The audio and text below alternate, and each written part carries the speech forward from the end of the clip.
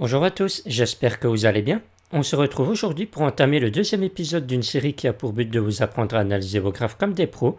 Cette vidéo est la suite logique de la toute première, donc si vous ne l'avez pas encore vue, je vous invite fortement à aller la regarder avant de revenir sur celle-ci. Comme vous l'avez vu dans le titre, on va parler aujourd'hui des retracements et extensions de Fibonacci. Pour ceux qui ont fait des maths, c'est en effet un indicateur qui se base sur les travaux du mathématicien Leonardo Fibonacci. Avant de vous expliquer son utilisation, il serait peut-être utile de savoir à quoi il sert. Cet indicateur a plusieurs fonctions. Il vous sert à vous montrer les tendances d'un cours, les objectifs de retracement de celui-ci avant un potentiel rebond, et il vous permet également de savoir jusqu'où le cours pourrait potentiellement monter. Comme vous le voyez, c'est un indicateur tout en un qui est quand même assez puissant. Pour avoir cet indicateur avec vous, c'est vraiment très simple. Il suffit simplement d'avoir votre graphique TradingView ouvert et de venir sur le menu de gauche juste ici, appuyer sur ce petit bouton et vous aurez un nouveau menu déroulant. Dans celui-ci, vous avez juste à cliquer sur retracement de Fibonacci. Une autre façon de travailler est tout simplement d'appuyer sur la touche Alt et la lettre F sur votre clavier et vous arriverez au même résultat. Comme vous le voyez, malgré que vous avez bien appuyé sur le bouton, il n'y a toujours rien qui est apparu sur votre écran. C'est tout simplement car c'est un indicateur qui se dessine manuellement sur vos graphiques en faisant deux clics à deux endroits différents. Regardez, on fait un premier clic ici et un deuxième ici, et là vous avez vraiment votre retracement de Fibonacci qui est bien apparu. Si c'est la première fois que vous utilisez cet indicateur, vous remarquerez qu'il n'est pas exactement le même que moi. Pour ça, il suffit simplement que vous venez dans la petite roulette juste ici et que vous cliquez une première fois sur étendre les lignes à droite et qu'au niveau des valeurs que vous avez ici, vous reprenez exactement les mêmes que moi. Donc je vous laisse faire pause et recopier exactement les mêmes valeurs.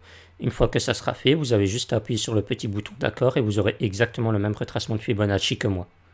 Dans toutes les valeurs que vous voyez ici à l'écran, il y en a certaines que j'utilise systématiquement et d'autres qui sont de moindre importance mais que je laisse toujours visibles.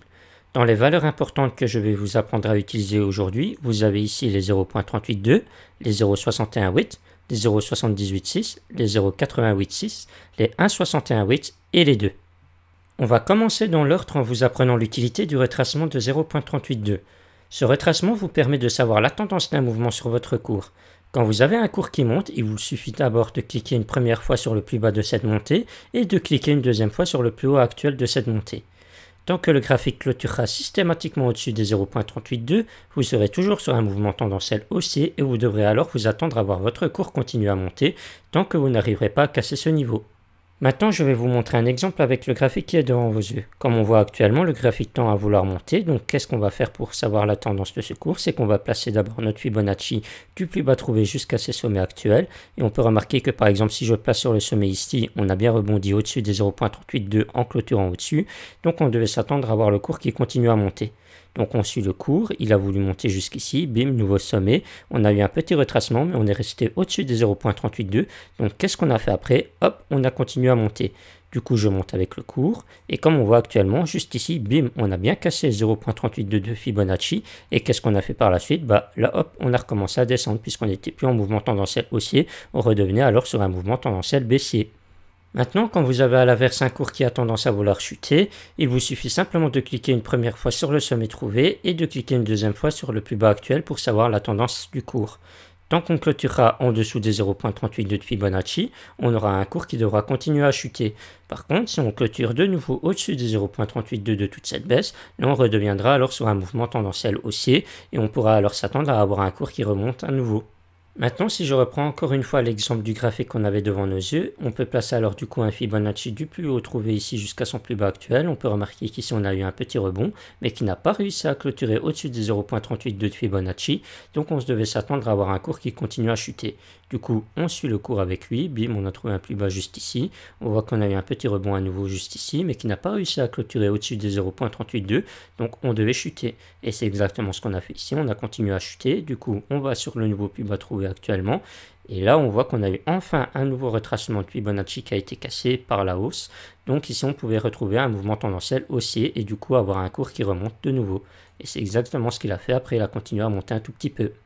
Maintenant que nous avons vu l'utilité des 0.382, on va s'attaquer à la zone des 0.618, 0.786 et 0.886.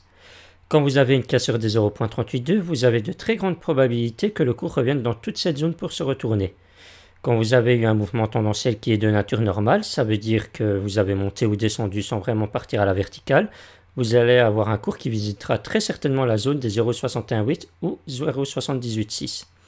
Par contre, quand vous avez un cours qui part vraiment à la verticale, que ce soit à la hausse ou à la baisse, c'est à ce moment-là que vous allez plutôt avoir un cours qui visitera la zone des 0,786 et 0,886. On va reprendre encore une fois l'exemple de notre graphique précédent. Ici par exemple j'ai voulu analyser toute la hausse, donc j'ai cliqué sur le plus bas trouvé et le plus haut trouvé, et on peut remarquer que juste ici on avait bien cassé les 0,382 de toute la hausse, donc on devait s'attendre à avoir un retracement maintenant qui part vraiment dans toute cette zone juste ici.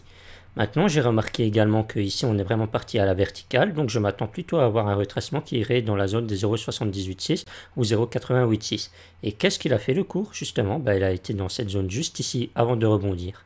Maintenant, si je veux plutôt analyser toute la baisse de ce graphique, je vais plutôt alors cliquer sur le plus haut trouvé et ensuite sur le plus bas actuel. Et je vais remarquer que juste ici, on a bien cassé 0,382 de toute la baisse. Donc, je devais m'attendre à avoir un rebond dans toute cette zone juste ici. Maintenant, je remarque actuellement que la baisse ici n'a pas parti à la verticale, elle est plutôt restée assez plate. Donc, je m'attends plutôt à avoir un retracement qui irait dans la zone des 0,618 et 0,786. Et qu'est-ce qu'il a fait actuellement? Justement, il a rebondi juste dans cette zone bleue juste ici, avant de repartir de nouveau à la baisse. Pour finir, on va étudier les extensions 1,618 et 2. Ce sont des extensions que vous irez forcément visiter si votre cours casse 0,886, que ce soit sur une baisse ou sur une hausse. Comme vous le voyez, tout suit une suite logique et vous permet de savoir à l'avance à quoi vous attendre.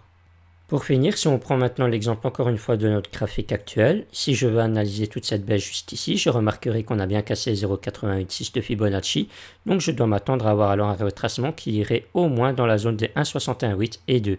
Et qu'est-ce que le cours a fait ensuite? Bim, il a été dedans et il a même continué à monter beaucoup plus haut. Et du coup maintenant, comme je vois que le cours continue à monter au-dessus des 1,618 et 2, si je voulais continuer à voir jusqu'où le cours pouvait continuer à monter, tout simplement, il me suffisait de placer un Fibonacci du plus bas trouvé, de suivre le cours, jusqu'à quand je vois une cassure des 0,382 à la baisse. Donc on suit le cours comme ça, bim, on continue à suivre les sommets. Là on voit bien que les 0,382 ont été cassés, donc je savais bien que toute la hausse actuelle était finie. Voilà, cette vidéo touche à sa fin, j'espère que ça vous aura plu. La prochaine fois, on regardera comment coupler les structures de retournement de la première vidéo avec l'indicateur de Fibonacci. En attendant, n'hésitez pas à me poser vos questions en commentaire ou directement sur mon Discord. Ça vous permettra en bonus d'être toujours à jour sur les dernières données que j'ai à vous partager. Si ça vous intéresse, le lien se trouvera dans la description et en commentaire épinglé. Sur ce, je vous souhaite à tous une bonne fin d'après-midi et moi je vous dis à plus tard.